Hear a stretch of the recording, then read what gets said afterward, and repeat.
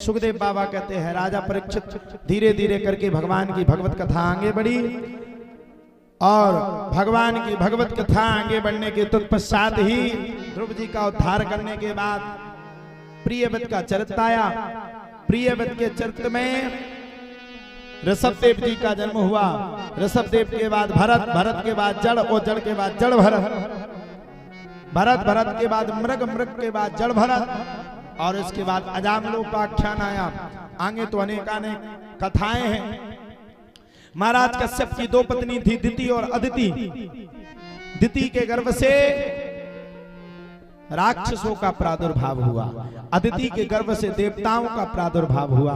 दिति के दो पुत्र हुए, हिरण्याक्ष और हिरण्यकश्यप। हिरण्याक्ष बड़ा भारी आतंकी था, आताताई था, बड़ा पापी था। तपस्या करके ब्रह्मा जी से मांग लिया। वर को मांग करके इतना प्रबल हो गया कि इंद्र से झाड़ू लगवाने लगा। एक दिन तो गेंद समझ करके पूरी पृथ्वी को समुद्र में रख दिया। भगवान ने नाश का रंध के द्वारा 12 अवतार लेकर के हिरण्याक्ष का अंत किया। हिरण्यकश्यप को बात लग गई, भाई को मार दिया। अब तो हिरण्यकश्यप ने तपस्या शुरू कर दी। इतनी भयंकर तपस्या करी, इतनी भयंकर तपस्या करी, इतनी भयंकर तपस्या करी कि तपस्या के प्रभाव से, आभाव भाव प्रभाव से तीनों लोग खिल गए। और तपस्या के प्रभाव से जब तीनों लोग खिल गए तो ब्रह्मा जी ने प्रकट होकर के कहा वरम ब्रूयात, वर मांगो। तब इसने मांगा कि मैं अमर रहूं। भगवान ने कहा देखो भैया, अमर तो हम भी एक समय के बाद नहीं रह पाए, तो तुम कैसे रहोगे, कुछ और मांगो। तब इसने मांग लिया, न दिन में मरूं, न रात में मरूं, न सुबह मरूं, न शाम के मरूं, न जल से मरूं, न आकाश से मरूं, न पृथ्वी पर मरूं, न पाताल में मरूं, न जीव से मरूं, न जंतु से मरूं, न अस्त्र से मरूं, न शस्त्र से मरूं, 12 महीने में से एक भी महीने से न मरूं, तुम्हारे बनाए हुए किसी जीव जंतु से न मरूं। ब्रह्मा जी ने कह दिया तथास्तु। तथास्तु को पाकर के ये प्रबल हो, बड़ा भारी प्रबल हुआ। और इसने प्रबल होने के बाद, प्रबलता पाने के बाद बड़ा खतरनाक प्रबल हुआ। और इसने प्रबलता को पाने के बाद बड़े प्रेम के साथ इसने अत्याचार करना शुरू कर दिया, सबको परेशान करना शुरू कर दिया।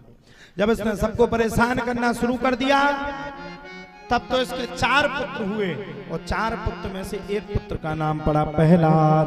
बोलो प्रहलाद जी महाराज की जय हो।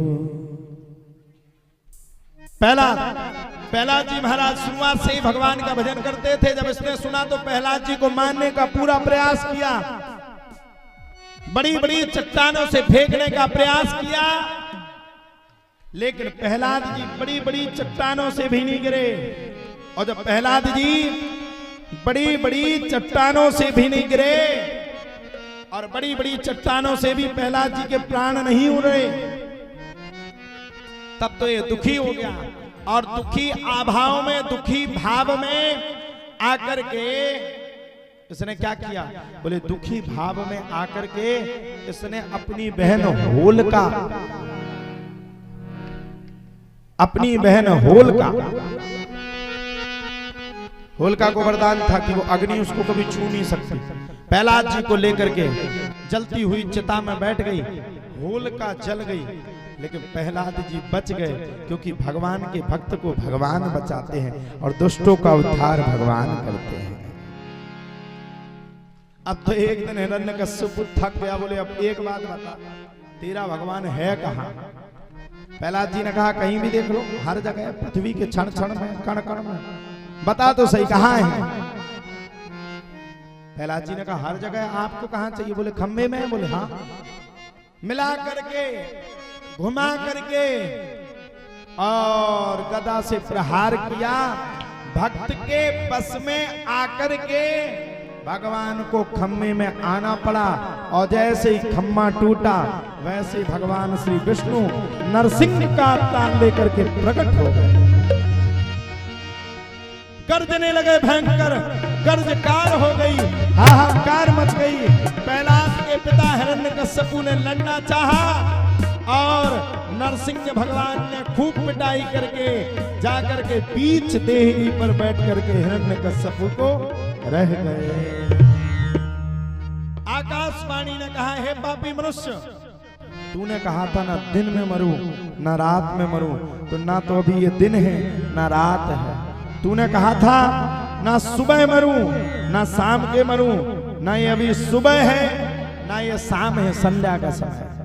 तूने कहा था ना जीव से मरूं ना जंतु से मरूं, तो ना ये जीव है ना जंतु है। तूने कहा था ब्रह्मा जी की बनाई हुई किसी भी सृष्टि की रचना से न मरूं, तो ये ब्रह्मा जी ने नहीं बनाए, ये स्वयं प्रकट होकर के आए। तूने कहा था 12 महीनों में से किसी महीने से न मरूं, तेरे लिए स्पेशल अलग से अधिक मास बना दिया। अब तो महाराज बड़े बड़े नखों से, नाखूनों से हिरण्यकश्यपु की छाती पर प्रहार किया और पूरे उदर को फाड़ करके सीधा नरसिंह भगवान ने प्रहार किया और हिरण्यकश्यपु के प्राण उड़ गए। समझे?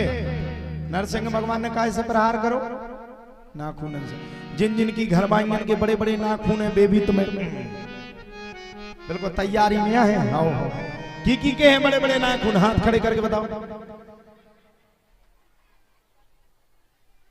अभी तो प्लास्टिक के भी लगा लेती है आजकल तो।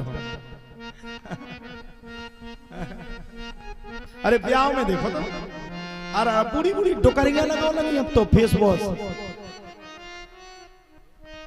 जिनके दांत नहीं है वो तो सुनो, क्या है माता जी मोबाइल में लगाओ तो तुम अब तो नहीं हैरान हो। ठीक। अरे एक ब्याह में हम गए, हमने देखो भैया पूरी जिनकी बारात थी सो वो कहा लगा हुआ। अरे वो ऐसा लगा तो, अरे वो उसे पुंछाड़े से पहुंचो जा दो। का हो कौन सा पाउडर?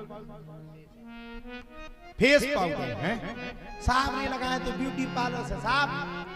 रात में देखो बारात में सबरे चमकत मिले और 12 बजे के बाद सुबह 5 बजे के बीच में जब सो के मम्मी उठे सो पापा भूल जाते, बोले तो मम्मी कहाँ है?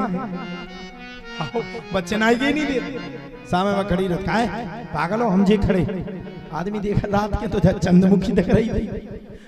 12 बजे के बाद जब भद्रमुखी हो गई और अब सुसूदी काल खा, लेकिन आदमी कहता नहीं है, अब मन्ना थोड़ी है। बहुत अच्छी बात है। मुन सारे ऐसे लगा जैसे कोई लठ दे हूं रात भर। सबसे ज्यादा श्राप अगर कोखा लगने तो ब्यूटी पार्लर आएगा। ऐसे ही एक ब्याह हुआ, एक लड़का का एक दांत टूटा था, लड़की का एक दांत टूटा था। नहीं, लड़की के लड़का का एक दांत टूटा था और लड़की के 2 दांत टूटे थे। जयमाला भाई सो ढक्का निकल जा। जयमाला में सुकून ने घुटी दई मोड़ी के मुंह में सूखे 2 ही दांत बगर गए और डुप्लीकेट लगाए। लड़का ने देखा मोड़ी खनेंगे पर तो कितने टूट गए, अभी तो बगर गए, अभी तो प्लास्टिक के दांत। तो मोड़ी ने ऐसा करो, लड़का ने देखो जैसी बात हंसी सूख दांत ना लगा। लड़का का सक बैठो, अरे दतलू घर भाई उन्हें गई मोड़ी की बगल भाई ने कही, बोले तुम्हें अब बोली अब ना हंस के, बोले क्या? बोले 2 ही दांत बगर गए। अब मोड़ी ना हंसे, लड़का अब मोड़ी उसी ना हंसे। लड़का का नहीं मुंह खोल करके हंसो। बगल भाई मोड़ी हती, बोले सही में रामधी 2 ही गिर गए।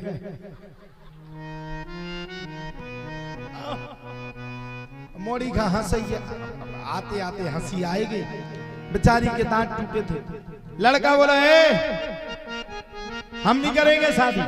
मोड़ी के 2 दांत टूटे, जब तक एक लड़का बिटिया भगता उस लड़का में दो धक्का सो पछाएंगे रो तो वो एक प्लास्टिक को वो लगा तो ऊको टूट गो। घर भाई ने देखो, बगल भाई से बोली बिल्कुल बोले सेम ही है। लड़की बोली तुम्हारा खुद टूटा। तो लड़का बोला सो तुम्हारे तो दो टूटे, हम तो एक ही टूटो। सो बगल में जो थाली नहीं ले रहती, सो मोड़ी ने जयमाला फेंकी, एक बगल थाली उठाई और मोड़ा की मुंह पे दही मिला के सो एक और टूट गो। लड़का बोला ये क्या है? बोले हिसाब बराबर, चलो अब होने दो शादी। सबसे ज्यादा श्राप लगेगी ब्यूटी पार्लर वालों को। बोलो राधे राधे। वैसे ऐसी अगर स्थिति रहे तो तना मजबूत दांत लगवा के जाओ, कितने धक्का कर जाए है?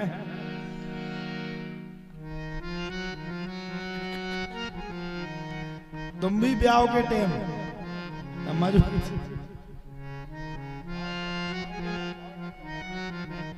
ये हमारे देबू भाई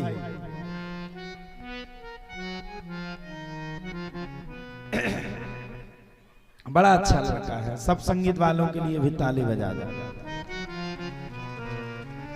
अभी इनकी भी शादी है, कब है वो? अब तय नहीं हुई? अरे वाह,